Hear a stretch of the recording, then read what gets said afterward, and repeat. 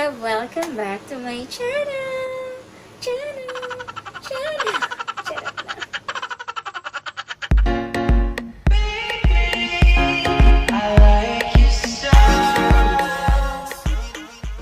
Hello mga Beb! So welcome back to our channel. So, ayan. If hindi ka pa subscriber sa channel na to, please hit like and subscribe na din down sa channel natin para you are always updated with the other videos that we had sa ating channel. Charot.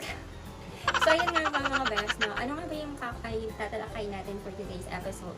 This is about different hormones na pwedeng i-intake, oral, and then injectable. Plus, ano nga ba yung ating male hormone blockers na pwedeng i-intake para ma-replace ng female hormones yung ating mga male hormones sa katawan. So, as a transgender, I just wanted to tell this to each and everyone na hindi po ako professional. I'm just sharing my thoughts and also the information that I have here para meron kayo just kahit konti lang, lalo na especially those mga lalaki na hindi pa nailalabas ang kanilang tunay na pagkatao. Ay mga Bebs, so as a transgender, mahirap talagang itago kung ano yung nararamdaman mo.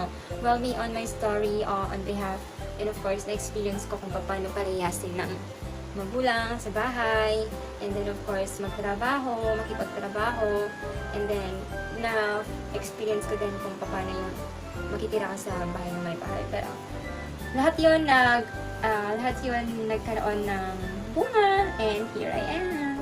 And so, hindi ko na itinatago yung realidad na kung ano man, whatever I am right now is who really I am. So, I'm not asking for any opinions of everyone. Just do your best mga Bebs. So, in this episode or in this video, before ko explain sa inyo or before ko sabihin what are those different kinds of hormones that you can take is I will also share mine. Para naman patas tayo mga beshi. So, ayan, for my male hormone blockers, I normally use, or before, I've take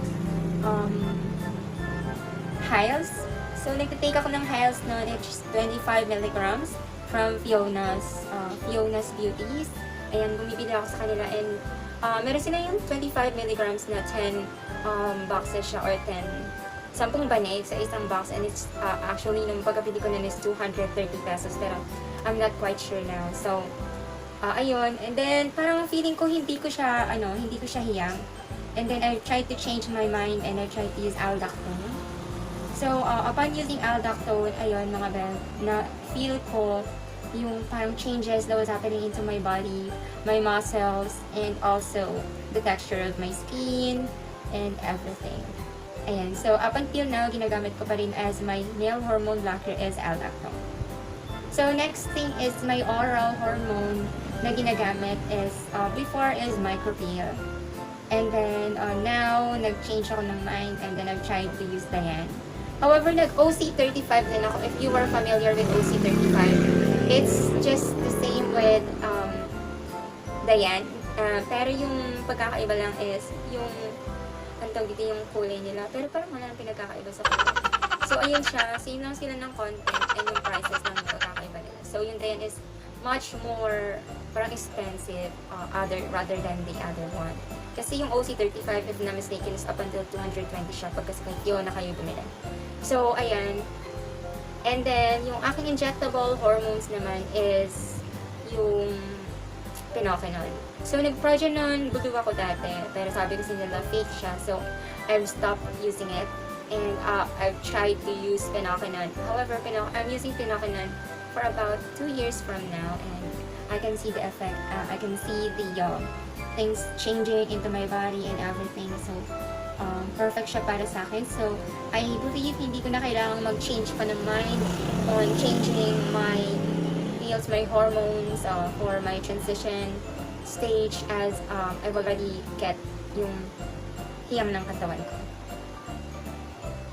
So, ayun na mga Bebs. So, in this episode, of course, since na-share ko na yung akin, I want to share some examples ng male hormone blocker. And then, of course, yung ating whole hormonal injections or oral hormones rather, and then also the injectable hormones. So, ayan. So, on this episode ng ating video is tatalakayin natin yan. Para din sa mga ating mga CC na nag-start pa lang sa transitioning, they have some information on what they can use in regards on their transition stage. So, ayan. Huwag nating ipagdamot kung pwede naman natin ibigay o i-share sa iba. Especially those sa mga nagkakangad or especially those sa mga taong of course, gusto mo ilabas kung sino nga talaga sila. So, ayan. So, let's start from oral hormones. So, of course, sa mga basic pills, pwede nyo silang gamitin as para sa pag-change ng inyong hormones. Lalo na from changing male to female hormones, you can definitely use them. Pills such as yung ginagamit ng mga babae. And then, you can also use micropill, estrofem, marami tayong kinds of pills. But the best thing is, you can use estrofem. So, yun yung una natin. And we also have Proginova rather. So, Proginova, Estrofem, and Proginova. We also have Dayan, Thailand. We also have Dayan, Germany. And, of course, OC35. Ayan, so, yun lang yung mga kind of information or pills na pwede kong sabihin sa inyo. But other than that, you can also research sa website or sa Google. You can also use your resources para magkaroon din kayo ng information. What are the other hormones that you could try in the future? Or whenever you have or whenever you take your transition starting today or starting tomorrow or in the future as well. So these are just my examples and my thoughts on what are those, of course, pills that you could use on transitioning yourself, on making, on the process of having a transition. So, ayan mga bebs. So, since we were finished with the oral hormones that you could take, I can also share what are the injectable hormones that I also know that you can try. So, first thing of that is what I'm trying to use right now is pinokinone. So, pinokinone is the best estrogen that I'm trying to use injectable. So, ayan, in-inject ko siya. Hindi naman, I'm not a nurse actually. I'm not a registered nurse. I'm not also trained for being a nurse. And I can also use myself to have a self-injection by putting it into my legs as well. Ayan. So, second is ang ating progenon. So, we also have progenon. So, you can use that one as your injectable hormones. Pag hindi ka takot sa injection, you can use injectable hormones. And also, we also have Prolaton. So, we also have Prolaton India, which is actually, yes, Prolaton India. So, it looks like phenokinone as well. They also have small vials, pero much expensive siya kesa sa phenokinone. Kasi if I'm not mistaken, Prolaton contains for about 3 vials. Nagkakos siya ng 400 pesos here in the Philippines. However, on Progenon, 3 vials were only 170 pesos here in the Philippines. We also have D2SHA, have that estradiol 2SHA rather. It's also an injectable hormones that you could use into your transitioning. So, next thing is our, of course, male hormone blockers. So if you want to change your male hormones into female hormones para sa orgasm and everything, you can try to use the Androcur. However, it's expensive. So, ayun.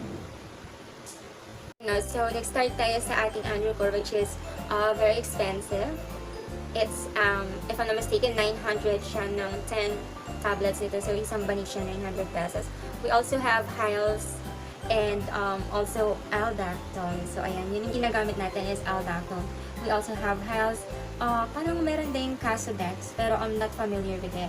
Hindi ko siya masyadong alam, so hindi ko alam yung itsura niya. But on this video naman, makikita ninyo yung mga pictures nila on how they look like para meron kayong information about them and how they look like before you can be able to purchase them. So, lagi nating tatandaan mga beb na huwag tayong pa sige-sige lang or huwag nating madaliin ang transition because it takes time.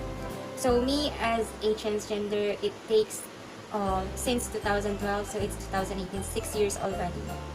And I'm still on the process of transitioning. So ayan, well, maybe in the future, I'll be planning to have a sex change surgery or sex reassignment. But for now, ayan, yan muna, since wala pa tayong pera. Ayan, we need to, of course, invest a lot of money. We need to save a lot of money para we can achieve whatever we want in the future. Especially if you wanted to bloom like a real woman with a full body content of a woman.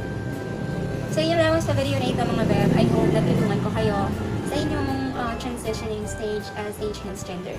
So you can also message me or else drop a message or leave a comment down below to make sure that I could read it. So in any case mga beb, see you in my next video and bye bye.